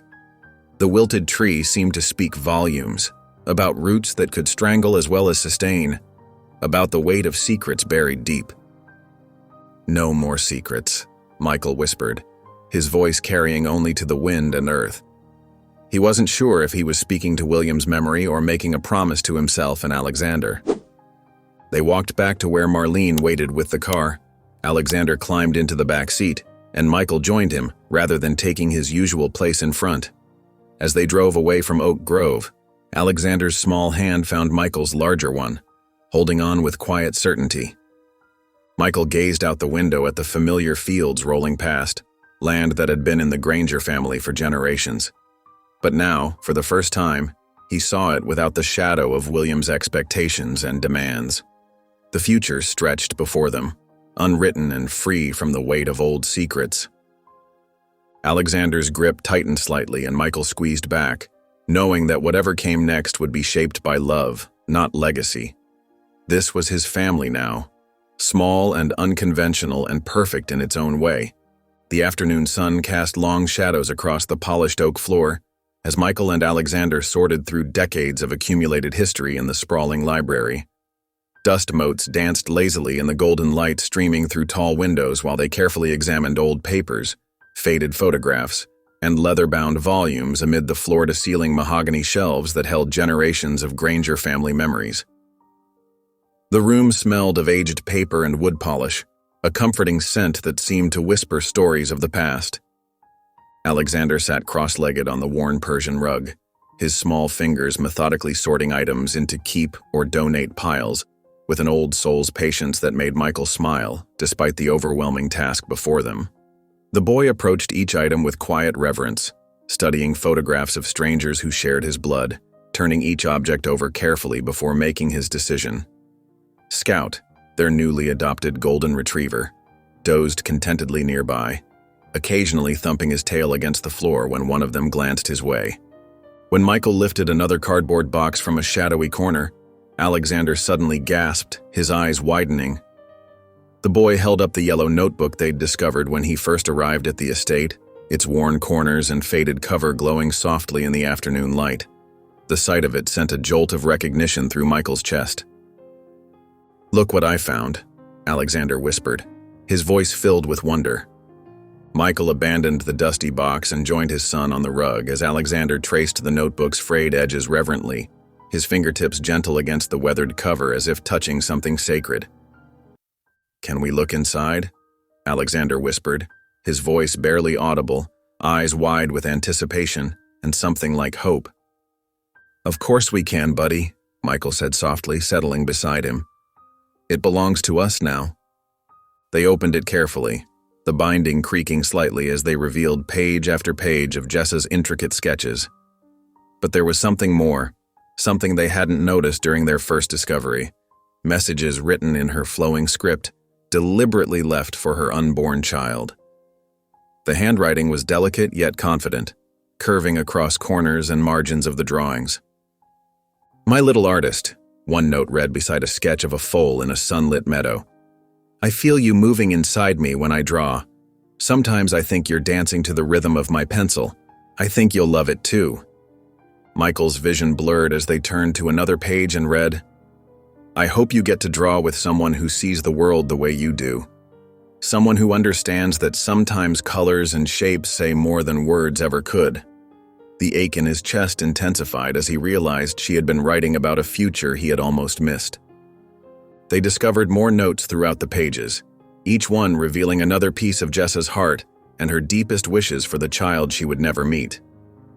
Alexander ran his fingers over the words as if trying to absorb them through his skin. "If I'm not there," one particularly poignant note read beside a drawing of a night sky filled with stars. "Know you were wanted. Know you were loved before your first breath. Know that you carry stardust inside you." Michael paused, his throat tight with emotion, overwhelmed by the weight of what could have been, what should have been, if not for his grandfather's cruel interference. Alexander's small hand slipped into his then, warm and reassuring, offering comfort in the way children sometimes do when they sense an adult's pain. The notebook's final third remained completely empty, blank pages waiting patiently. Michael closed it gently, taking a steadying breath. "I think your mom left these pages blank for a reason," he said thoughtfully, handing the notebook back to his son. "Let's finish this together. What do you say?" Alexander's smile bloomed slowly across his face, lighting up his eyes as he reached for his pencils, already arranged by color in a wooden case he carried everywhere. They cleared space on the antique library table and began drawing side by side, the afternoon light warming their shoulders. Alexander sketched an elaborate treehouse with intricate details, rope ladders, tiny windows with flower boxes, and a flag waving from the highest point. Meanwhile, Michael found himself drawing a school he'd once dreamed of building, with wide, welcoming doors, sun-filled classrooms, and safe spaces where children could create without judgment or restriction. Watching Alexander's concentrated expression as he worked, the tip of his tongue poking out slightly between his teeth, Michael was struck by an idea that seemed to crystallize everything he'd been feeling. "What would you think?" he asked carefully, about turning part of the house into a special place, an art center where kids like you could learn and make art. Kids who need a home, even temporarily, could find one here. This place is too big for just us anyway. Alexander's eyes lit up with excitement, his entire face transformed. He immediately turned to a fresh page in the yellow notebook and began drawing their shared vision. The estate transformed, its imposing facade softened, filled with children playing on the grounds, art displayed in windows, and empty rooms given new purpose. As evening fell, painting the library in shades of amber and gold, they reached the notebook's last page. Alexander drew a perfect circle of figures with them at the center, Michael and Alexander holding hands, surrounded by children of different sizes and shapes, all holding hands in an unbroken circle, with the estate glowing warmly behind them like a beacon. Michael felt his heart swell almost painfully in his chest as he looked at the drawing. This wasn't just a picture, but a promise, a way to honor their past while building their hopes for tomorrow, a way to transform pain into purpose. Above the drawing, with steady hands, he wrote in bold letters, "The Yellow Notebook." The morning dawned clear and cool, with hints of autumn painting the edges of the maple trees lining the courthouse square. Michael stood before his bedroom mirror, adjusting a navy tie that felt different from the power statements he'd once worn in boardrooms. This suit was simpler, clean lines without pretense, much like the man he'd become over these past weeks. He heard soft footsteps in the hallway and turned to find Alexander standing in the doorway, dressed in khakis and a light blue button-down shirt that matched his eyes. The boy's yellow notebook was tucked securely under his arm, as always.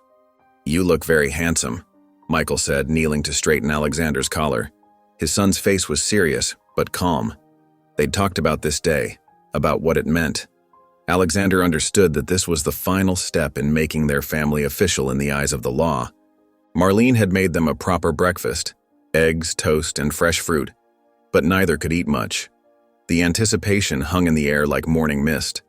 Scout followed them to the door, tail wagging hopefully, but settled for a pat on the head when he realized he couldn't come along. The drive to the county courthouse was quiet, filled with the soft rustle of falling leaves and the steady rhythm of Alexander's fingers tapping against his notebook. Michael glanced in the rearview mirror occasionally, checking on his son. Each time he found Alexander looking back at him with steady trust in his eyes. They parked in the courthouse lot, the old building's red brick facade rising before them like a mountain to be climbed. Michael helped Alexander out of the car and immediately felt his son's small hand slip into his own. The grip was firm, grounding them both as they walked across the parking lot. The morning air carried the crispness of approaching autumn, making their breaths visible in small puffs. Their footsteps echoed on the worn stone steps leading up to the courthouse entrance. Other people passed by, lawyers with briefcases, court officers in uniform, citizens going about their business. But Michael and Alexander moved in their own bubble of shared purpose.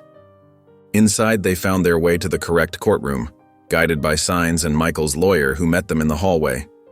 The wooden benches were hard and smooth from decades of use, but Alexander didn't seem to mind as he settled beside Michael in the front row.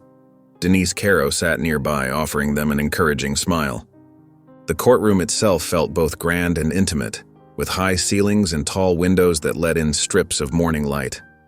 The judge's bench loomed before them, empty for now, while the American flag hung still and dignified in the corner. When the bailiff called their case, Michael and Alexander moved forward together. The judge, an older woman with kind eyes and silver hair, reviewed the stack of documents before her. The DNA confirmation that had started everything, the home evaluation reports that proved their bond, and Denise's detailed recommendation for full legal custody. Alexander sat quietly beside Michael, his yellow notebook open on his lap. The scratch of his pencil was barely audible as he drew, finding comfort in the familiar motion. Michael watched as familiar shapes emerged on the page, the estate's outline, trees, figures standing together. When the judge asked Michael to speak, he stood slowly. The words he'd rehearsed fell away, replaced by simple truth. "I wasn't there when he was born," Michael said, his voice steady and clear in the quiet courtroom. "But I'm here now, and I'm not leaving." He glanced down at Alexander, who had paused his drawing to look up at him. "He's my son, he always was, even when I didn't know it. All I'm asking is the chance to be the father he deserves." The judge nodded thoughtfully, then noticed Alexander's movement as he carefully tore a page from his notebook. The boy stood and approached the bench, holding out his drawing with both hands. The judge accepted it with appropriate gravity, studying the simple but powerful image. Alexander standing in front of the estate, a real smile on his face, the sun bright above. The courtroom seemed to collectively soften, the formal atmosphere warming like butter in sunlight. Even the court reporter's fingers paused on her keys as she looked at the scene before her. The judge studied the drawing for a long moment, then looked between father and son. The pause stretched out, filled with possibility. Then she picked up her pen and began to sign the custody order with deliberate strokes. "The court grants full legal custody of Alexander to Michael Granger," she announced, her voice carrying the weight of law but touched with warmth. "Congratulations to you both." Michael felt his breath catch as the words registered. He looked down at Alexander, who was beaming up at him, and had to blink back tears.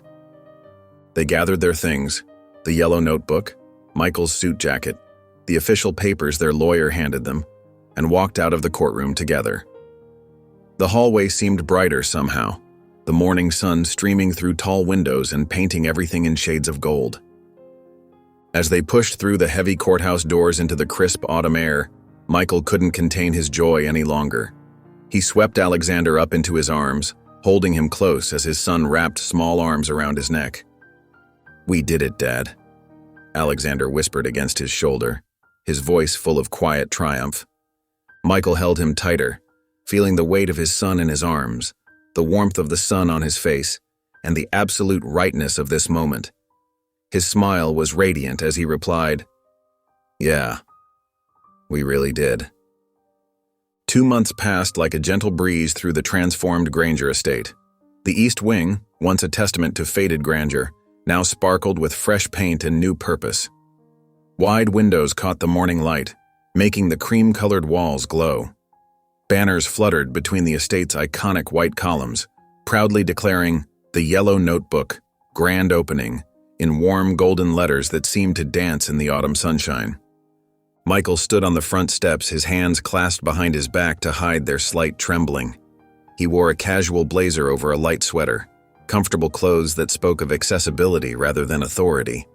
Beside him, Alexander's presence was steady and sure, a remarkable change from the silent boy who had appeared on a foggy road just months ago. His son wore a yellow polo shirt that matched the banners, and his familiar notebook was tucked securely under his arm. A gentle grin played across Alexander's face as he watched the first vehicles approach. Vans and cars wound their way up the long driveway, carrying children from various foster homes and shelters throughout the county. Each vehicle kicked up small clouds of gravel dust that caught the morning light like fairy dust. Staff members in matching yellow aprons moved with practiced efficiency, greeting each arrival with warm smiles and gentle directions. Marlene, now the center's head of operations, orchestrated the welcome process with grandmother-like warmth. She'd insisted on baking fresh cookies for the occasion, and the smell of chocolate and vanilla drifted through the open doors. The scent seemed to ease the tension in small shoulders as children stepped uncertainly from their vehicles. Michael felt his throat tighten as he watched them arrive. Some were as young as 5, others in their early teens. Many carried themselves with that particular wariness he recognized from Alexander's first days. The careful way they assessed exits and watched adults' hands, the protective way they clutched their few possessions. "Ready?" Michael whispered to Alexander. His son nodded, reaching up to take his hand. The gesture steadied Michael's nerves, reminding him of how far they'd come together. Inside, the transformation was even more striking. The once formal hallways now burst with color and life. Framed artwork lined the walls, many pieces bearing Alexander's distinctive style, showing the evolution of his work from simple sketches to more complex expressions of emotion and hope. Other frames waited empty, reserved for future artists who would soon fill these halls with their own visions. Natural light poured through skylights that had been hidden under years of dust and neglect. Music rooms housed donated instruments, their brass and wood gleaming with possibility. A garden trail wound through the courtyard, already sprouting with late-season flowers and herbs. The drawing studio, the heart of the center, occupied what had once been the estate's grand ballroom. Now, instead of crystal chandeliers, modern track lighting illuminated long tables arranged in friendly circles, each equipped with art supplies and, most importantly, a stack of yellow notebooks. As the children filtered in, their initial hesitation began to melt. Some gravitated immediately to the instruments, touching piano keys with tentative fingers. Others lingered by the windows, watching butterflies dance through the garden. A few stood transfixed before the wall of artwork, studying Alexander's progression from silence to expression. When everyone had gathered in the main studio, Michael stepped forward. He'd prepared a speech, but the papers remained folded in his pocket. Looking at these faces, some open, some guarded, all carrying stories that deserved to be told, he found different words rising to his lips. "Welcome," he began, his voice soft but carrying to every corner of the room. "This place, well, it probably looks pretty fancy from the outside. But really, it was built from drawings." He glanced at Alexander, who nodded encouragement. "From memories, and from a second chance that I almost missed." Michael paused, watching understanding dawn in some of the older children's eyes. "It's for all of you now. Every room, every crayon, every blank page. They're tools for telling your stories, whatever they might be." After the brief speech, Alexander took center stage with a confidence that still amazed Michael. His son moved among the children, personally placing a new yellow notebook on each table. The notebooks were exact replicas of his original, same shade of yellow, same weight of paper, but pristine and full of possibility. A small girl with braids raised her hand. "What should we draw?" Alexander smiled, a full, genuine smile that lit up his whole face. "Whatever makes you feel safe," he answered, his voice clear and sure. The simple wisdom of his response brought tears to Michael's eyes. The room soon filled with the sound of pencils on paper, punctuated by occasional whispers and the rustle of turning pages. Some children drew immediately, as if they'd been waiting their whole lives for this moment. Others sat quietly, getting used to the feel of the notebook in their hands. Alexander moved among them, offering encouraging nods or sitting silently beside those who seemed to need company more than guidance. The day passed in a blur of activity. Children rotated through different areas, making music, planting seeds, creating art.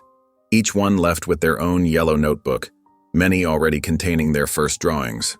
As the last van pulled away, casting long shadows across the driveway, a peaceful quiet settled over the estate. Michael and Alexander walked together to the old oak tree that marked the eastern edge of the property.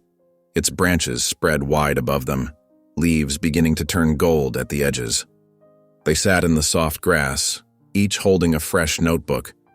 The setting sun painted the estate in warm hues, making the white columns glow like amber. Michael looked at his son, this remarkable boy who had taught him so much about courage and second chances. "What should we draw next?" he asked, opening his notebook to a clean page. Alexander leaned his head against his father's shoulder, a gesture of complete trust and contentment. His answer came without hesitation. "Home." If you enjoyed the story of Michael and Alex, I handpicked this next story that you will enjoy. Please don't miss this one. Click here to watch it.